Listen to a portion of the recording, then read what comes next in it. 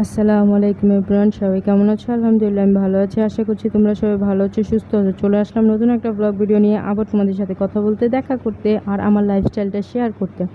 তো দেখো, সকাল সকাল ঘুম থেকে উঠেই দেখি আকাশটা কালো হয়ে রয়েছে। মনে হলো আকাশের সাথে কেউ রাগ করছে, বা ওর সাথে কেউ রাগ করছে, বা ওর ব্রেকআপ হয়েছে, যার কারণে ওইভাবে মুখ কালো করে রাখছে। তো যাই হোক, আর সকাল সকাল স্কুলে যাওয়া হলো না, কারণ সন্দেহ হলো যদি হঠাৎ বৃষ্টি নেমে যায় বা এরকম অবস্থায় ছেলেদের এখনও ঠান্ডা কমেনি, তো ওদের নিয়ে আর বের হলাম না। তো নাস্তা করলাম, গতকালকে যে গরুর মাংসের ঝোল ছিল সেই গরুর মাংসের ঝোল দিয়েই আজকে নাস্তা করলাম, রুটি বানাইলাম। আর সকাল সকাল উঠে নাস্তা টাস্তা করে ফ্যানটা মোছা দিলাম, কারণ ফ্যানটা অনেক ময়লা হয়ে গেছিলো। তো তখন একটু আলো দেখছিলাম, একটু রোদের মুখ দেখছিলাম। তখন মনে করলাম যে আরে কেন স্কুলে গেলাম না, কিন্তু যেই 11টা বাজলো, তো আবার অন্ধকার হয়ে আসছে। আর অন্ধকার হয়ে আসা মানে মানে একবারে আকাশ ফেটে বৃষ্টি পড়া শুরু করলো। যেমন তার মনে যত কষ্ট জমা ছিল সে সব কষ্ট বের হয়ে গেল, এরকমটা একটা অবস্থা। তো আজকে রান্নাবান্না কিছুই করিনি, যেহেতু একটু ঘরে কাজ করছিলাম, যার কারণে আলু ভর্তার জন্য আলু মেখে রাখছি, ভাত রান্না করা হয়ে গেছে। তারপরে আলু মাখাটা আজকে একটু অন্যভাবে করব, যার কারণে পেঁয়াজ কাঁচামরিচ কেটে রাখছি, আর ডাল ভিজিয়ে রাখছি, কারণ ডালের বড়া করব। আর ওদের জন্য ডাল ভুনা করছি আলু দিয়ে।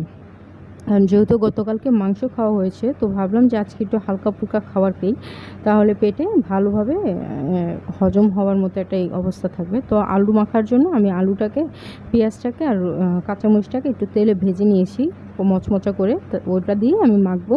আর এখানে আমি ডালটাও বেটে নিয়েছি। এখন ডালটার মধ্যে যা যা দেওয়া লাগে সব কিছু দিয়ে দিয়েছি, হলুদ, মরিচের গুঁড়া, লবণ, আদা রসুন বাটা সামান্য পরিমাণ, তারপরে হচ্ছে গিয়ে এই তো এইগুলি, আর লবণ।